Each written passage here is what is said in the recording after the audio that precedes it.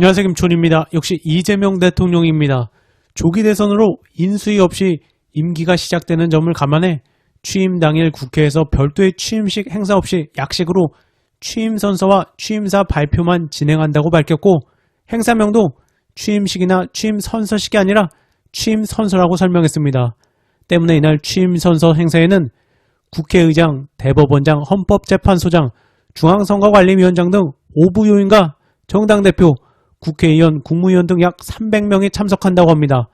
너무 소탈하고 전혀 의전도 신경 쓰지 않는 오로지 국가와 국민만 바라보는 그런 모습인데요. 이재명 시대 개봉박두입니다. 그런데 이준석 후보 자리는 안 보이는 뒤로 배치하면 좋겠네요. 배우 김규리님 역시 파란 하늘 배경 사진을 올리며 세상 풍경 중에서 제일 아름다운 풍경, 모든 것들이 제자리로 돌아오는 풍경 글을 올리며 이재명 대통령 당선을 기쁜 마음으로 전했습니다. 자, 그런데 이창수 탈출 내막 사표 수리 난리 났네요. 이거 이창수 중앙지검장이 튀었다고 합니다. 법조계에 따르면 법무부는 전날 기습적으로 이창수 지검장과 조 차장의 사표를 수리했고, 이주호 전 대통령 권한대행이 이를 제거했다고 합니다. 그러니까 박성재 법무장관과 이주호 합작품이란 것인데요. 연합뉴스, 이들은 당초 대통령 선거 전날인 지난 2일까지 근무할 예정이었지만 사표 수리가 늦어지면서 퇴임식은 열리지 못했다. 대신 중앙지검 소속 검사들이 2일 오후 이 지검장 사무실을 찾아 인사를 나눴다고 한다. 뭘 잘했다고 인사를 하죠? 이래서 법무장관 인선도 중요해지겠네요. 내란 세력들이 기습적으로 전날 다 빼돌리고 있는 것입니다. 이재명 대통령 취임 바로 전 사표 수리에서 징계를 막아버리는 검찰의 클래스, 검찰개혁의 더 큰 원동력이 되겠죠. 도망은 갔지만 이제 수사로 다시 끄집어 불러내야겠죠. 또한 성렬이가 임명한 심우정 검찰총장의 임기가 1년 이상 남아있긴 하지만 검찰 안팎 개선 이재명 정부 출범에 맞춰 새로운 검찰총장 후보군도 오르내리고 있다고 합니다. 법무장관 역시 언론들이 원하는지 윤호중부터 해서 김용민, 박균택 의원 등 여러 명이 하마평으로 오르내리고 있다고 하니 곧 윤곽이 잡히겠죠. 관련해서 개혁에 앞장서는 김용민 의원, 내란을 심판하는 날입니다. 우리가 여기까지 승리한 곳은 진실을 딛고 서서 정의롭게 싸웠기 때문입니다. 내일까지 힘냅시다.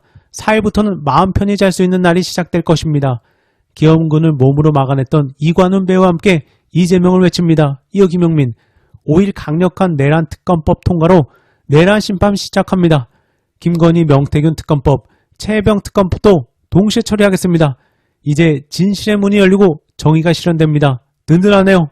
이어서 민주당 강공, 대법관 증언법 간다. 이어 정청래 법사위원장, 마포울 투표 결과 이재명 51.8침, 김문수 35.8, 이준석 10.3, 이재명 16% 차이로 대승. 더 열심히 하겠습니다.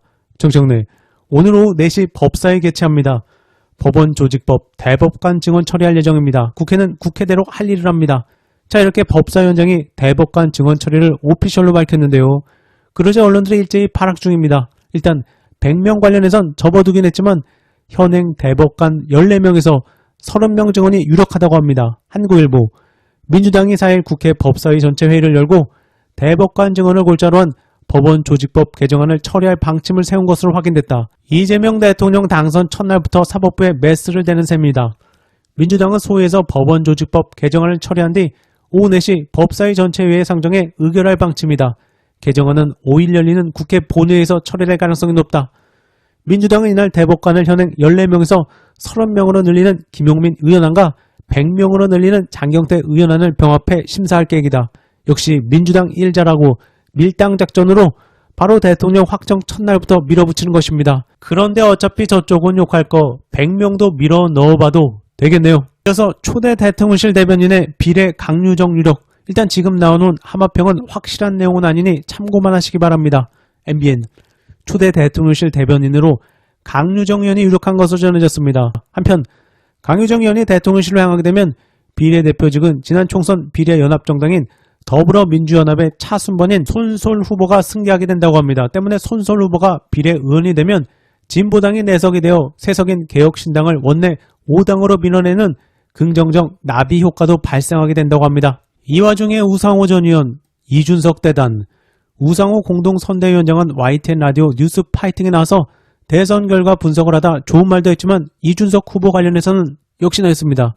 우상호 선대위원장은 이준석 후보 성적표에 대해 제3후보로서 대단히 선전한 것이었다고 평가하며 득표율 8.34%를 보인 이준석에 대해 이준석 캠프 쪽에선 아쉬울 수 있지만 제가 볼 때는 이번 선거 최대 수혜자 중 한 명이 이준석 후보다라고 진짜 언급했습니다. 그 이후로 제3후보가 완주하는 것이 쉽지 않고 특히 8%대 이상의 득표라는 것은 거의 불가능의 영역으로 이 정도로 굉장히 선전한 것이라는 점을 들었습니다. 이어 3차 TV 토론 때 큰 실수가 없었다면 10% 가깝게 득표했을 것으로 본다.